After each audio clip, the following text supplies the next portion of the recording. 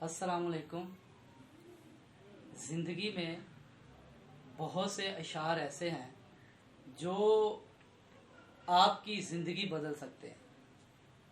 میں نے بھی زندگی میں کئی اشعار ایسے سنے جن کو میں نے اپنے اوپر اپلائی کیا۔ ایک شعر مبارک علی شاہ صاحب کا ہے، یہ شرط ہے دستک ہو اگر دست یقین سے، در چھوڑ کے دیوار بھی کھل جائے کہیں سے۔ ایک شعر عرفان صدیقی صاحب کا ہے،